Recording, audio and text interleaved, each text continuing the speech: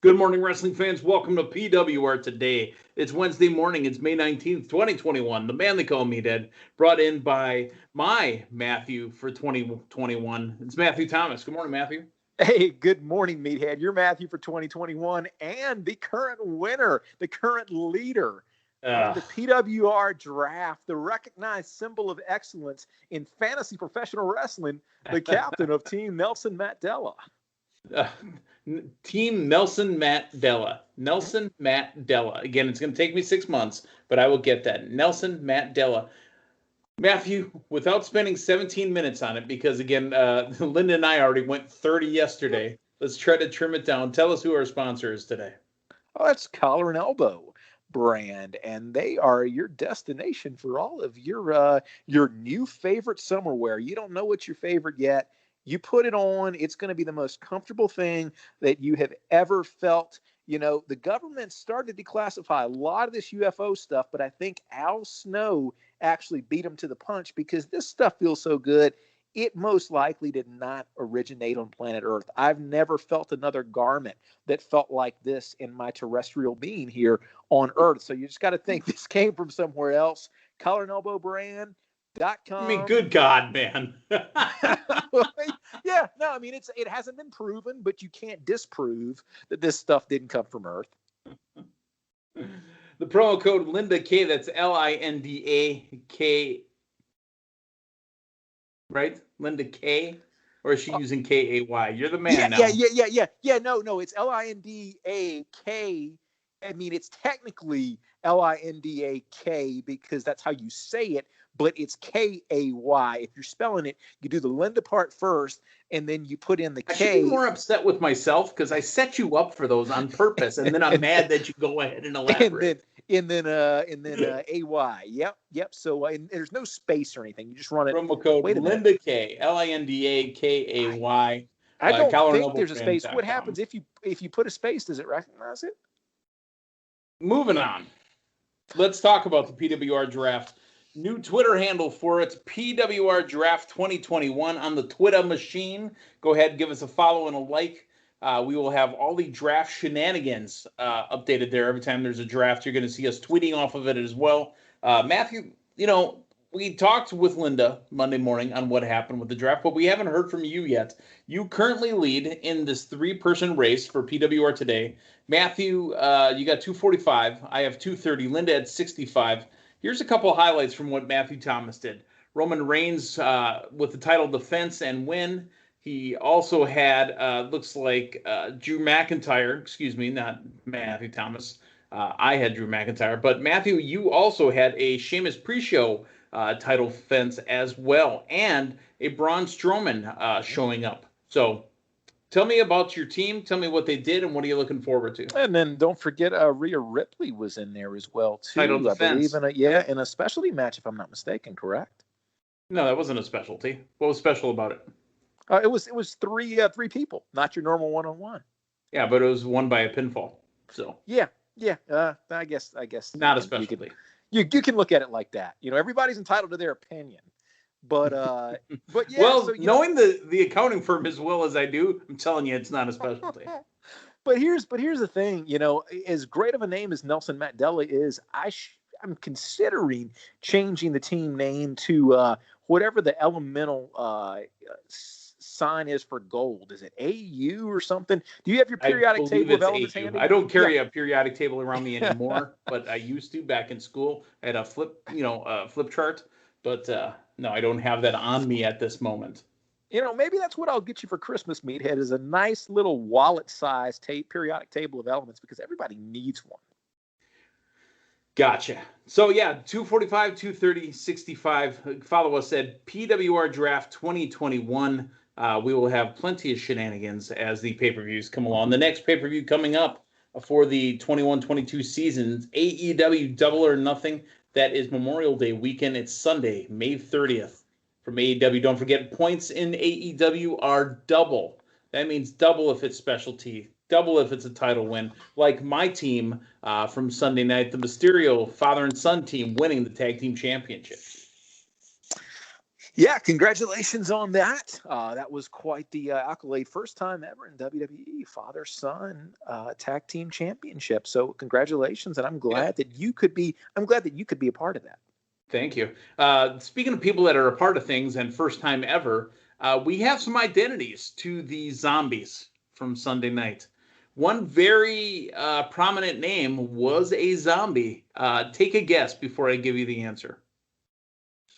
I'm gonna go with Boogeyman. I'm the boogeyman, and I'm coming to get you.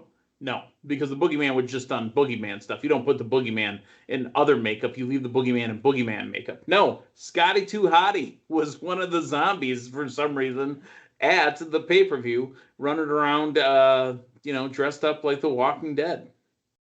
I was close, though. Boogeyman had worms. Scotty Too Hotty does the worm. Very close. That's your, kind of connection there. Scotty Too Hotty was the guy in the tropical shirt with the lei around his neck. I remember seeing this guy. So another name that's in there, Rick Steiner's son is down in NXT. Bronson Reichensteiner, excuse me. He was one of the zombies. Jake Atlas was a zombie as well, and a bunch of other NXT talents were the zombies at the pay-per-view. As terrible as the segment was, it's not their fault, and it is not anything that they did. It's just that if you're going to give me zombies that go after somebody when they're outside the ring and they can get over the ramp or over the rail, but can't get into the ring, and then once the bell rings, it was insulting. But they look good, and they did their job. And, in retrospect, I've got a little bit better of an opinion on it because they used it as a device to write off Miz. If it was just a one and done, but you've got, recurring repercussions from the zombie angle and the fact that you actually used it to write off a character. So good for them. Okay. We've got more news based on that building and WWE and Raw and SmackDown. They are ramping up and pushing ahead the date. It is looking to be confirmed that the Friday, July 16th SmackDown, which is the go home for Money in the Bank, will have fans in attendance. Lots of areas, including the city of Milwaukee yesterday, lifting the mandatory mask mandate for the entire city. Lots of areas, including Matthew, I think you said your area, the greater Denver area is pulling their mask mandates back as well. Yes, and they've announced that all the shows, I believe, starting right now, I might be mistaken on that, but pretty much all the shows at Red Rocks this year are going to run full capacity.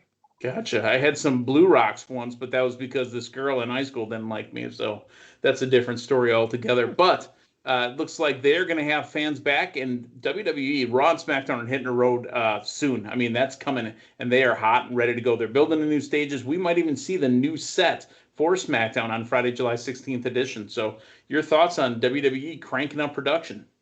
You know what? AEW announced it. What was it, last week or week before? Yeah. You knew WWE was going to follow suit pretty soon there. So just good to see that normalcy resuming. And my goodness, it's going to enhance the product so much.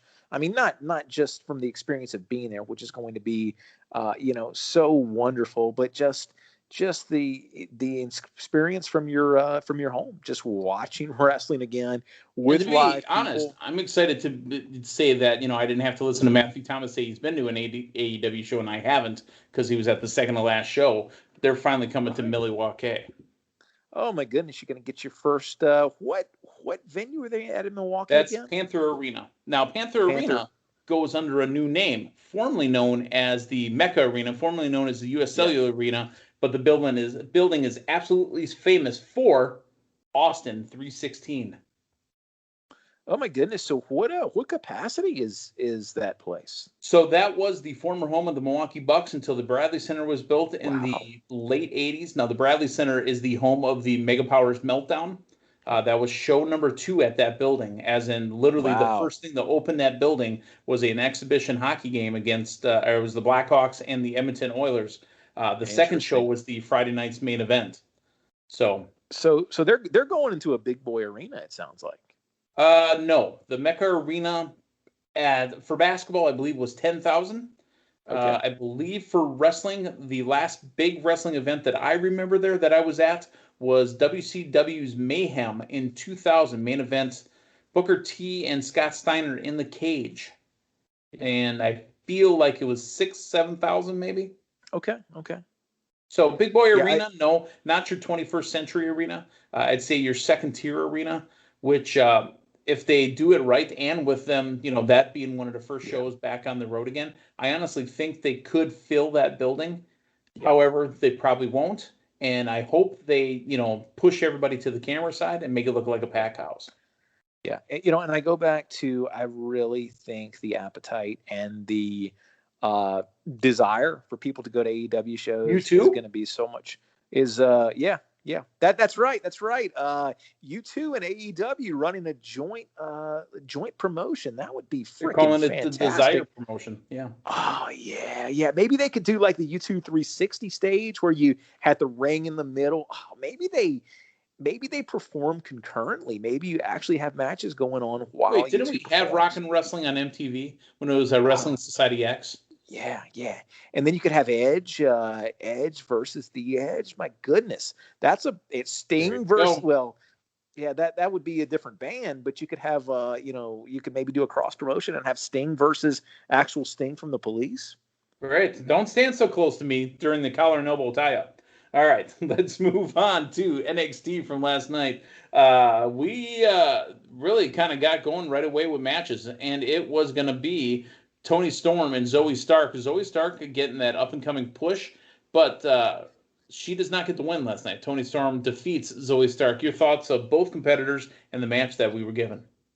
I thought they both had a very impressive in-ring showing, but starting the show off with Toni Storm in that entrance, she looked like a star. Not that she hasn't in the past, but giving her that presentation to open the show, and that entrance, I think she is definitely, and look at it. I mean, NXT is overflowing with talent, but a lot of it is how they package it, how they feature it. And I think she is, in that small group of female talent there, that top tier. And I think there's definitely big things to come from Toni Storm in the future. Earlier in the day, they show video of Cameron Grimes pulling up, flush with cash, throwing money at Jake Atlas. Jake had something smart to say when Cameron asked to have the car parked out in front. He says, no, that spot's reserved for Ted DiBiase. DiBiase! Well, this leads to a match with Atlas and Cameron Grimes, and a limo pulls up, and it's the $1 Million Man who causes the loss and distraction to Cameron Grimes. So Jake Atlas defeats Cameron Grimes. We're going to have a face-to-face next week with the $1 Million Man, Ted DiBiase, and Cameron Grimes. And by the way, for those of you that have not seen RVD Icons on WWE Network, did you know that Rob Van Dam was actually at a show, brought into the ring, kissed DiBiase's feet, and got a $100 bill? I know of the story. I don't know that I've actually seen the video of it. Legit footage. My goodness. The Icons. That's awesome. That's right up there with Young Edge at WrestleMania 5. Would it have been, next right? To Christian. Skydome? Yeah. Oh, Christian was there too? I might be misremembering. Yeah. Very, very possible. My goodness. Yes. And my favorite part about this, I really like the DiBiase segment that Grimes put together. And my goodness, we got to see Virgil go over quite a bit in that segment, man. I would certainly hope that's foreshadowing. I tell you, you surprised the world. You shocked the world. Give me Virgil with Cameron Grimes, at least for a show. I'm a happy camper. Here's the thing. I loved it. I was entertained by it. I want so much from this Cameron Grimes character and the interaction with Ted DiBiase. I felt a little disappointed because I want more, right? Yeah. So next week we'll get a face-to-face between Grimes and DiBiase. I waxed poetic with Linda yesterday morning and said, you know what? Give him some gold. Give him the 24/7 championship, and then he can talk about, how he's got the belt, and DiBiase comes back with $1 million belt, and he takes that 24/7 championship to the moon. I think there is definitely something there you can do with the $1 million belt, or maybe even his own variation of it. Maybe he goes out and gets one made that's, got some interpretations of this cryptocurrency or something. Yeah. Hey, all throughout the day, we're going to off-site footage of Candice LeRae and Indy Hartwell having a day of beauty. my one of my other favorite competitors on the NXT show and favorite TV talents, Dexter Lumis, is the one giving the massages to Indy Hartwell. Now, here's where the story takes a weird turn. I feel bad because Candace says to Indy, and then Indy agrees, oh, he's such a weirdo. He's such a creep. And it looks like Dexter Lumis had his heart broke. But then when you come to find out at the end of this, Day of Beauty, that the credit card was maxed out because Candace bought the flowers for Shotzi, not Dexter. He still loves me. He still loves me. Oh, see, there's more to Indy Hartwell and Dexter Lumis. I hope he's watching the TV program and doesn't take that he's such a freak thing to heart. Yeah, I'm cheering for these guys. I really want to see these crazy young couple. Mm-hmm. Yep, and I was gonna say we've already passed Valentine's Day, so you're not building up to that. But man, maybe we get another future professional wrestling wedding. Okay. Hit Row defeats Tony Nese and Daivari. Hit Row. These holy smokes! Now again, we're seeing it's AJ Cross, right? We're seeing AJ in a different light than we see him on WWE's Treasures, where he's just this, humble kid that's getting the chicken wing put on him by Bob Backlund. Oh, that was great. That was great because Bob was ready to wrestle right there. I'll go for it right now. That's Bob Backlund. I mean, Bob Backlund. And, they kind of whispered it throughout the episode. Back in the old days, wrestlers were, living the gimmick. And when the camera was on or they were in front of somebody, they lived that gimmick. Bob Backlund knew the camera was on, and he was ready to slap the chicken wing on him at any second. So, good stuff. Absolutely. Let me ask you this: do you think AJ happened to hook McIntyre up with the stick he got from Sergeant Slaughter on last week's episode? That thing that McIntyre used proper. Yeah, that he used on Lashley a couple of nights ago. That looked a lot like what I saw on Treasures this past week. Might be. Well, we had like I said, sprinkling throughout the whole thing. We had the interaction between, the Candice LeRae and Indy Hartwell, Day of Beauty in the background. We also had a tag team match that happened as well with Toothless Timmy and Tommaso Ciampa losing to Legado del Fantasma, who seemed to be the uncrowned number one contenders for the NXT Tag Team Championships. Outstanding match of the night, as far as I'm concerned. And glad to see, it was a much more of a physical style from them tonight than we necessarily traditionally get. But this was a fantastic match, and it kind of gives everybody their own little thing to do coming out of it. We also got a return promo from Bobby Fish. Bobby Fish says he's got a business with Pete Dunne. Next week, we're going to see Bobby Fish and Pete Dunne face-to-face. I don't know if that means we're going to get an official match or Bobby Fish is going to tell everybody what happened to his mustache and why it's not curly. But next week, Bobby Fish and Pete Dunne. Or maybe it's a little thing we like to call in professional wrestling a swerve, and they've legitimately got a business. They're going together in a joint Bobby Fish venture. And Chips. Yeah, or Dunne Bobby Fish. Fish and Chips. There you go. Yeah. What have you done today? I've been fishing. Oh no! Here we go. Pete and Bobby's Fish and Chips. Yeah, I can get on board with that. Oh, that'd be fantastic. Also next week, we will have Karrion Kross and Finn Balor. I thought this was being saved for NXT TakeOver in Your House. Yeah. It is not. It is next week, and I'm excited about that. But let's talk about last night's main event. Bronson Reed, Johnny Gargano in a steel cage match to win the NXT North American title. Bronson Reed with that amazing Colossus off the top rope. After, you had Austin Theory out there trying to help. Bronson Reed, your new NXT North American champion. Yeah, it was good to see. I was kind of thinking that his run with Gargano was done, but apparently not. And NXT never falls short on what can happen on just their standard programming. I mean, we see titles change a decent amount just on regular NXT, not necessarily TakeOver.